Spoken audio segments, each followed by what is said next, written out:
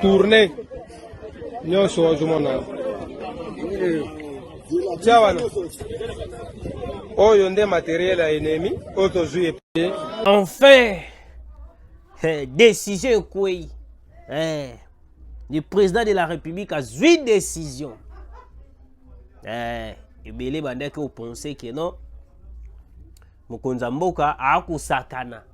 Ebele bandeke au pensé que mokonza mboka ba décision na eza trop légère. Ba décision mokonza mboka ezaka pète non. Mokonza mboka attendez le bon moment pour que tu bana kuzosko ba décision comme il faut. Décision et quoi je vous dis très cher abonnés. Bino Obolandara Biso, tout d'abord, bonjour, bonsoir. Ça dépend de l'heure à laquelle vous nous suivez de partout. Bande Konangai. Plusieurs convois na ba voiture. Nyon surtout.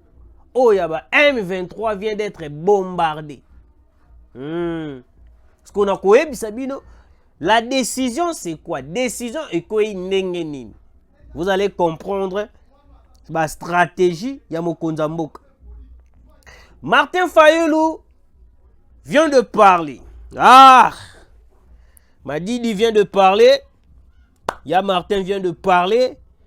Alobi o esengeli aka loba. Toko solola yango au courant de cette émission. Alors, bande konanga bino bo kolanda biso, je vous prie de partager l'émission. Ezanande komoko un certain Simarongo Ngokas, un Rwandais, la personne qui fait la propagande plutôt, de M23, des AFC, des Corneille Nanga, tout.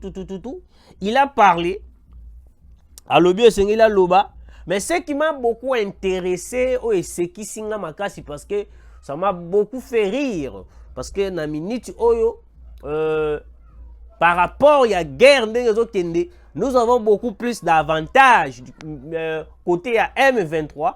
Nous avons un avantage, nous avons un avantage. Mais au nom de Simarongo Kas, alobi oye sengeli aloba. Mais tout d'abord, il faut comprendre une chose, dans une information, est à la vraie, tout est à la faux. La plus importante est à la ranine. Il faut d'abord vérifier l'information. Il faut que paramètres et information parce que information mususu comme on a fausse mais au moins le loto lobby au moins peut pas et je comme libino et ça ndenge moko Olive Lembe avait prédit mais certaines personnes certains congolais ba comprendre quitter prophétie diabolique Olive Lembe appelle ça qui ba congolais Olive Lembe telemaka lobby nini alobi que non bande konangai ndenge zaboye to sambela makasi pour Joseph Kabila azonga na bokonzi parce que Joseph Kabila a signé sa guerre dans simple stylo.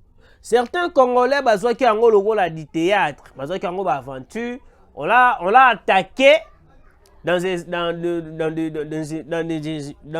les émissions, excusez-moi pour le tâtonnement, dans les émissions to attaquer ki Olive meto lobaki. Mais pour ko sala analyse moko approfondie to kota ki penate. Alors que prophétie à Olive Lembe à Kolobana, ils ont dit que non. Olive Lembe a l'ingaki aebisa biso boy. Que non. Bosambe la makasi Joseph Kabila azonga na bokonzi à travers coup d'état o ezolinga e ya ko salama. Après un temps les cas qui te komona ni coup d'état ya ba Christian Malanga raté et l'équipe alors que c'était déjà un message Olive Lembe avait déjà informé à la population congolaise pour lui dire que non dans peu de temps il y aura un coup d'état qui va se faire que non Joseph Kabila azonga na bokonzi. Vous comprenez mesdames et messieurs? OK. Là j'espère vous avez compris ba abonné na biso. Na ba nyonso tout ba nouveau abonné nyonso tout. Alors écoutez siko. Ndeko oyo Simarongo Kas. Qu'est-ce qu'il a dit? Alobi boye, to banana l'information parce que yango nde mute betisi motema na biso mingi. Alobi boye, Corneille Nanga, Bertrand Bisimwa, Sultan Makenga sont à quelques kilomètres de Kinshasa. Ce qui m'étonne est que les gens demandent aux services de sécurité de mettre la main sur ceux qui adhèrent à l'Alliance Fleuve Congo, sans oublier que le même service sont incapables de mettre la main sur Corneille Nangaa, Bertrand Bisimwa, Sultan Makenga, etc. Malgré la coalition de FARDC avec des forces de la SADC, de mercenaires européens, de troupes de la MONUSCO, de FDLR, génocidaires, de milices VDP, Wazalendo, ainsi que de forces de défense nationale du Burundi, FDNB.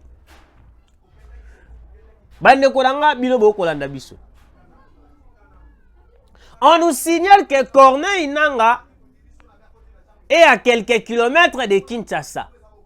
Nous allons analyser avec vous. Bande Koranga tozoyango à la légèreté.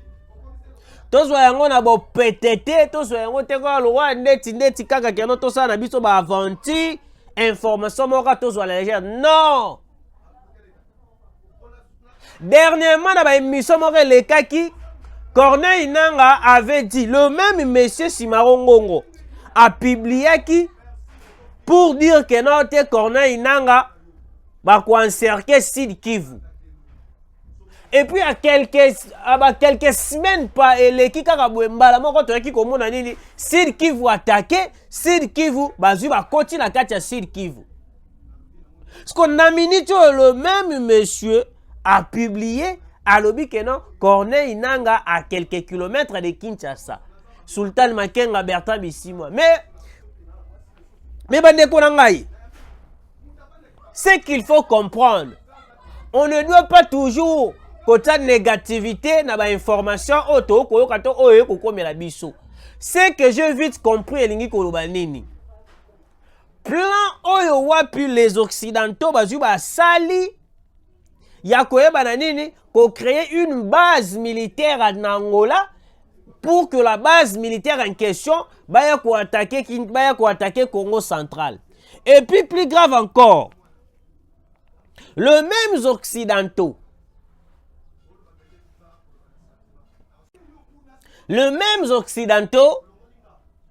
ne bango wana bazui bakotiseli biso lisusu des avions oyo kotaki na dundu na Angola. Plan eza nini? Bazui ba Rwandais wana basangisi bango nyonso bapesi bango ba tenue civile et puis ils vont commencer à les refouler na Kinshasa awa, faisant comme si bazali ba Congolais ya awa, et puis tant ba kokotsa bango, c'est de là qu'ils vont commencer à attaquer Kinshasa. Ce n'est pas pour rien que le Messie a publié pour dire que non Corneille Nangaa, Bertrand Bisimwa, Sultan Makenga à quelques kilomètres de Kinshasa. Alerte générale, je vous dis. Service de sécurité, on nous dit que non, vous êtes incapable d'arrêter Bertrand Bisimwa. Le monsieur, il est en train de se mentir lui-même. Écoutez, depuis que frappe Bandaki contre le M23, Bertrand Bisimwa, Corneille Nangaa, Sultan Makenga, baza invisible. Je vous dis, baza invisible. Baza invisible. Alors, en ce moment, nous alertons le service de sécurité. Il faut renforcer le militaire partout, surtout dans la frontière de la Congo central. Bande konangai, obo kolanda biso, bino ba obo zalaka na connaissance, bozalaka na relation avec ba kondiamboka na ba service ya sécurité, na ba service mususu ya mboka na biso ba DGM et tout. Il faut renforcer déjà ba militaires, pas de policiers, de militaires na frontière na biso. Parce que déjà Corneille Nangaa, Bertrand Bisimwa, en réalité, on va dire que non, Kagame a mis de moyens, a mis de stratégies pour attaquer maintenant, cette fois-ci encore, Kinshasa. Bande Konanga Bokolanda Biso. alerte rouge. Alerte rouge, je vous dis alerte rouge. Qu'est-ce que nous devons faire pour que toi arrêter Batouana? En ce moment, il faut identifier tout le monde. Surtout les frontières na biso. Et là, comme ça biso bande konanga, ba service de sécurité. Nos frontières sont tellement fragilisées. Frontières na biso sont tellement fragilisées na ndenge moko ya kosakanate. Ba frontières na biso sont passoire. Au comment na politicien moko boye politicien moko boye aza na problème na l'état congolais, mais au comment na lelo tolobi boye na butu boye pas azu ya limwe, azu ya bungi, aserjuwa vyo, ona, na fretoué na libanda ya mboka. Eloko yoko bangisa biso makasi. Eloko yoko kamisa biso ezalini. Il y a une vidéo récente. On a pu publier na ba page Twitter rebelle. On a pu aperçu Franck Diongo avec Pero Louara wapi na Bruxelles. Bande konangai, ba Congolais de père et de mère. Je me pose la question. Est-ce que Pero Louara abima kimbo kanabiso air nini? Plutôt, excusez-moi. Franck Diongo abima kimbo kanabiso na tan nini? Et puis, Franck Diongo avec Pero Louara. Vous voyez un peu comment est-ce que ma frontière na biso ezali na passoire. Comment est-ce que Franck Diongo s'est retrouvé à Bruxelles?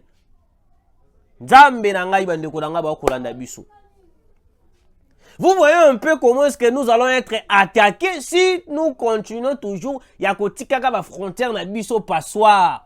Parce que Corneille Nanga Bertrand Bisimou na ba Sultan Makenga à quelques kilomètres de Kinshasa.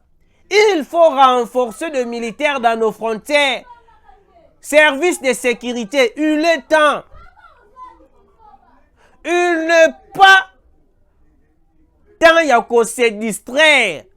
Yako landa maï politique. On pensait peut-être que non. Ministre de la Justice Constant Moutamba. Il est temps de prendre les choses en main. Tike la bisona makamba ba PD. Makamba ba PD, on n'en a pas besoin en la minute oyoyo.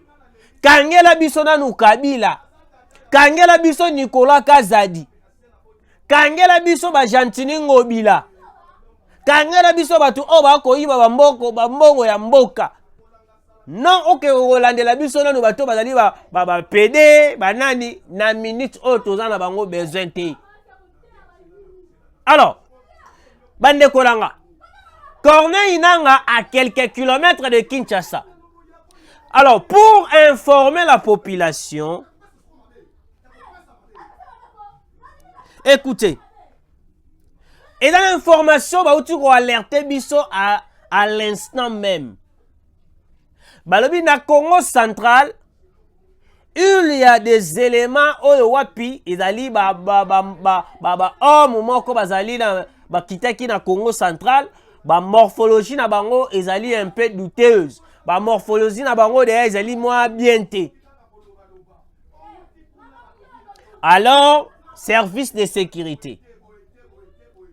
Ba ebisi biso bazali précisément na boma. Bande kona biso obozali na boma.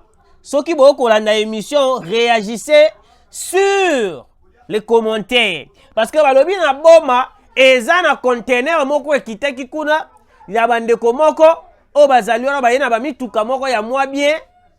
Babilongi na bango ezali tellement douteuse. Bazo vanda na kan ya plutôt babenga ngo nini? Je ne suis pas aussi catholique. Nini ya basango wana kombo lango ekimi ngai. Soki couveuse, soki couvent ya basango wana, place basango bazalaka na catholique moko ezalaka na j'ai oublié encore le nom parce que je dois revoir pour tokotanga pe kombo pe ya catholique wana. Église catholique wana. Donc c'est une complicité avec l'église catholique. Oyo wapi ba Rwandais wana bazui ba komi na église catholique wana. Ils attendent le feu vert. Ba ko zelaka feu vert wa pesa ba ko ba ya nini ba kota Kinshasa, ba ya ko attaquer une fois de plus Kinshasa. C'est pour cela ndeko oyo au lieu à informer biso directement, amemi biso na midi à 14h ya kolobaki ote Corneille Inanga Bertin Bisimwa Sultan Makenga à quelques kilomètres de Kinshasa. Cela veut dire quoi bandeko nanga? Bandeko bakomi na boma kuna o bazali na kansoki ya basango. En ce moment bako préparer une attaque contre Kinshasa. Et nzambi nanga bandeko nangai. Vous voyez comment est-ce qu'aujourd'hui nous sommes infiltrés. Ba frontière na biso passoire. Ba frontière na biso passoire na passoire. On se demande plusieurs questions. Est-ce que réellement nous avons de militaires au bas pour surveiller la frontière? Nous avons de gens au bas pour surveiller la frontière na biso. Mais non, on n'a pas de gens, on n'a pas de militaires au bas pour surveiller la frontière. Parce que comment est-ce que Franck Diongo se retrouve? Franck Diongo se retrouver na comment je fais dire na Bruxelles. Vous voyez, mesdames et messieurs, Bande Kunanga, les éléments de Paul Kagame en route pour Kinshasa. Mais bonne nouvelle, Ezalini. Toko est-ce qu'on a bonne nouvelle? Ah, Bande Kunanga. Écoutez, sécurité. Selon une source au sein de l'armée, une mesure importante vient d'être annoncée. Tout objet volant appartenant au RDF, UPDF, qui sera repéré dans l'espace aérien Rutshuru, Masisi et Nyiragongo sera détruit, prévient l'armée FARDC. Tous les drones, et avions, et litaka, Congolais bazalia baebi litaka, et au bois qui papier likolo et sillonné Rutshuru, et sillonné Masisi, et sillonné Nyiragongo. Bande Korangai, l'armée congolaise FARDC prévient déjà davantage et cause à la bombarder. Pourquoi cette décision? Kagame a mis en place quelques stratégies diaboliques. Oyo wapi a komi kotinda na ba drone na ewana ya salité na idée que pour na kozwa ka ba information ya FARDC ba position na bango. Parce que le FARDC, vu que bakomi na avancée moko progressive, avancée moko rapide, parce que déjà on est tout près de Bunagana, oh wap Massas et Kobeta, parce que le président de la République avait dit que non, année oyekosi la terre, nous allons récupérer à tout prix nos terres. Et puis les Wazalendo nous ont rassuré, il y a quoi récupérer Bunagana. Il y a récupérer Bunagana. Parce que les avancées des FARDC, ne comme sa panique na Kigali. Parce que Kigali en ce moment est en train de perdre l'avantage. Alors qu'on comprend de tia lobby. Mais ndengeni du margué ba soutien surtout ba ko salanga, margué ba appui surtout, mais excusez, margué ba appui surtout et ko salaba. Je comprends, ou soit je suis en train de faire le constat, il y a comme on a que non, Batowana, FARDC, betanga kaka sur terre. Ezala na mabele, ezala na likolo, surtout na mai et que bateau na biso, bateau de guerre, ezala ki déployé na Goma.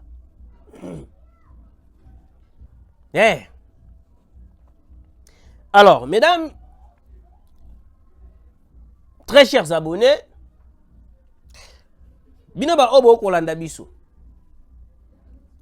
En ce moment, hors de question, Yakoye Bana, Omoni drone likolo, oh drone, oh nyezo zo ba photo. Non!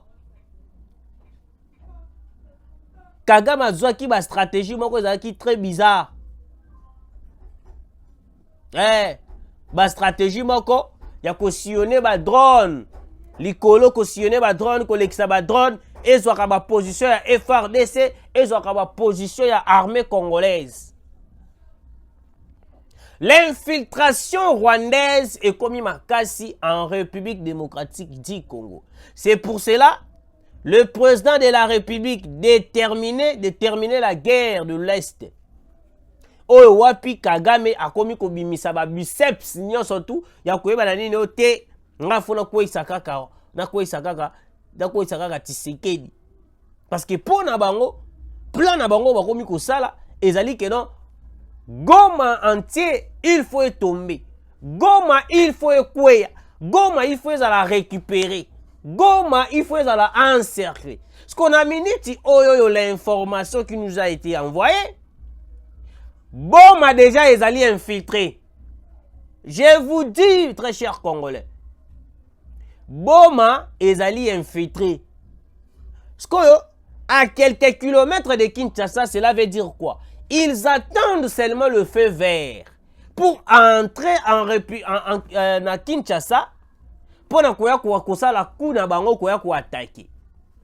Parce que nani oyoyo akopesa bango passage pour attaquer Kinshasa. Bozala calme. Écoutez. Le plan Oyezala qui signait l'accord noir qui était signé, on a pu remarquer cet accord Oyezala qui n'engenini. Oyezala qui aujourd'hui Joao Lourenço, aujourd'hui Congo Brazzaville, aujourd'hui Yoweri Museveni, Ouganda, aujourd'hui Kenya, les 4 pays en question, les 4 présidents, ce sont eux qui s'étaient rencontrés, sali ba accord na bango non, on devait renforcer le Rwanda. Parce que le Rwanda, en ce moment, a une faible. A une faiblesse. Parce qu'il faut renforcer les hommes, renforcer les munitions, renforcer les tubili. C'est pour cela, hier, je vous ai fait une émission pour vous informer comment est-ce que les munitions et puis minouki wapi et pour ravitailler le M23 ont été détruites par le FARDC Wazalendo. Yangala bomoni Bintou Keita a telemelaka kaka jusqu'à présent ba telemelaka kaka le Wazalendo. Pona bango ba bengaka ba Wazalendo bazali banelo ba milice. Mais si c'est pour l'Ukraine, ba Ukrainien ba telemi pour la kobundela école contre la Russie, ba bengi bango banani ba patriotes. Mais si c'est pour le Congo, si c'est pour la RDC, okomona bazu ba komi kobenga ba Wazalendo te, bazali bananyo, bazali ba milice, bazali ba boy, c'est une complicité. C'est pour cela que la population congolaise n'a jamais apprécié la présence de la MONUSCO tout autour de la partie où nous tout au récupérer. Eh, tout ça là qu'on se plaint. Surtout moi qui vous parle, je n'ai jamais été d'accord. Il y a présence, il y a MONUSCO. Parce que la MONUSCO, tout le monde a une opération Springbok. Oh, wapi ba ko Kenya FARDC ba ke bunda. Ba commis sur le terrain massa se bandi na M23 be MONUSCO tout la mousse ya zaza. FARDC bundi tia sisi azonga na kambo na base militaire. Ayo ko kuta nini ba MONUSCO ba ngonyo sotu. Oh, mais bino to kenaki ko bunda be bino ndeni bozo o te kimena na biso to moneka ka lowa ndeti bino nde bokoyi kokoka. Vous voyez, la MONUSCO a zalaki na Rwindi. Rwindi était tombé. Parce que yango moni bango même stratégie wana ndenge moko na nino Kanyabayonga. Tango kaka baziba tiki MONUSCO wana na Kanyabayonga. Directement te yokoloka na quelques jours les M23 ont attaqué attaqué Kanyabayonga. Présence kaka ya FARDC tango kotika na Kanyabayonga beto ki calme ekoti.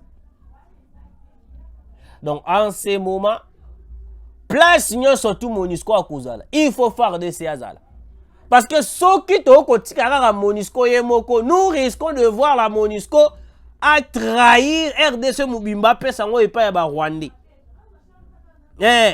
Écoutez, la journée du 15 juin et 16 juin 2024 n'a pas été rose pour les terroristes M23 RDF PIDF. Voici comment leurs 2 véhicules transportant de renforts sur l'axe Kanyabayonga ont subi la détermination de FARDC Wazalendo. Le 2 camions et tout ce qu'ils transportaient réduit en poussière.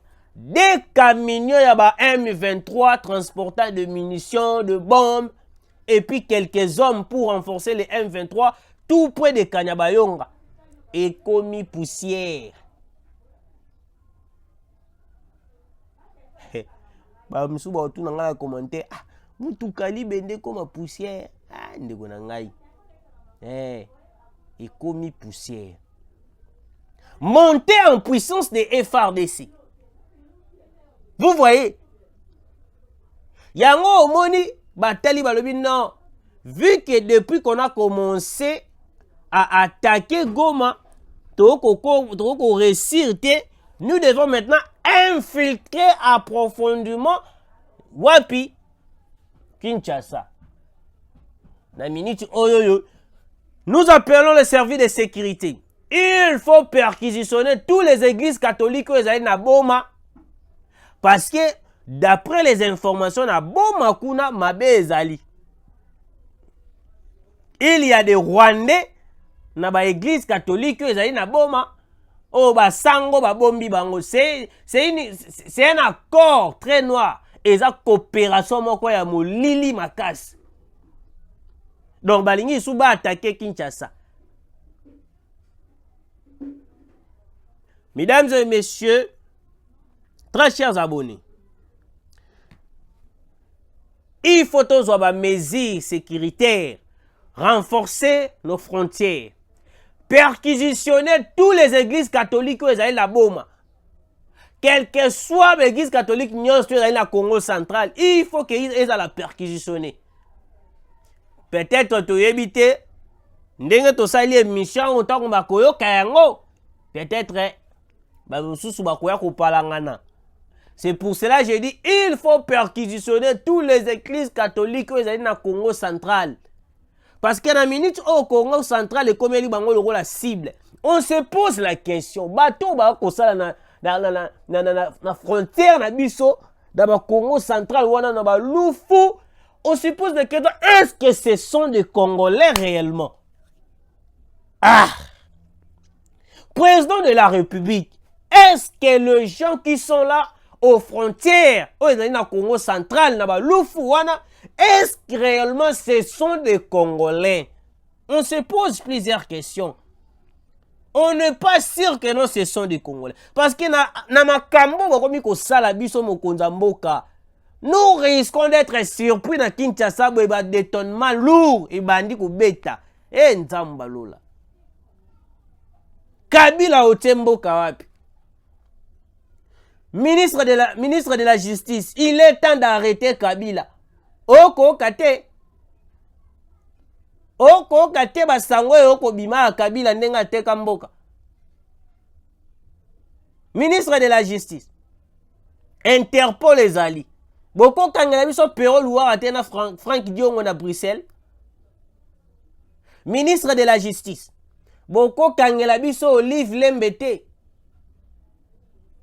Olive Lembe, la dame qui avait prédit les coups d'état ratés de Christian Malanga. Olive Lembe. Boko kangela biso était Christian, plutôt Constant Moutamba, monsieur le ministre de la Justice.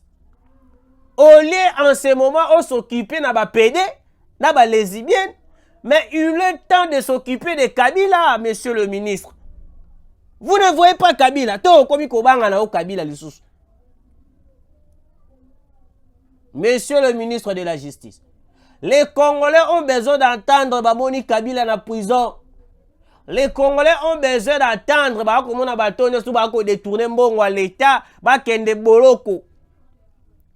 On n'a pas besoin en ce moment de voir de PD aux prisons. On n'a pas besoin de voir des lesbiennes en prison pour le moment. On a besoin de voir Kabila en prison à purger peine. Olive Lembe, elle avait prédit les coups d'État au Ngakeya. En ce moment, service de sécurité, perquisitionner toutes les églises catholiques dans le Congo central. On n'a pas besoin d'être surpris. Ok.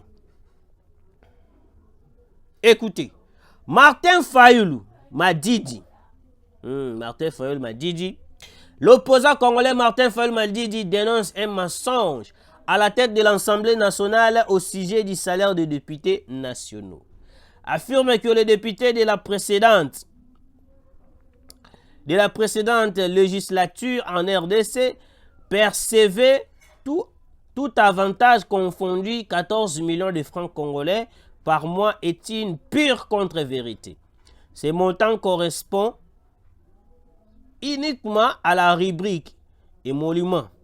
Il faut ajouter à cela les deux autres rubriques, avantages prime du verre et réserve parlementaire. Il est inacceptable de tromper les Congolais en propageant de tels mensonges. Dans d'autres pays, de telles actions entraîneraient la démission des responsables concernés. J'exige une enquête sérieuse et des sanctions appropriées, a déclaré dimanche Martin Fayulu Madidi. Pour Martin Fayulu, Vital Kamerhe a koko sabiso keo ba député ba kozwa 14 millions de francs congolais. O ezali 5 000 $ par député. Martin Fayulu a lobby que nos députés nationaux a kozwa 14 millions de francs congolais te ali lokuta. Là c'est d'après Martin Fayulu. Député a kozwa 5 000 $ par mois. Est-ce que enseignant congolais a kozwa 1 000 $? Politicien congolais a kozwa combien? Militaire a kozwa combien? Merci de nous avoir suivis.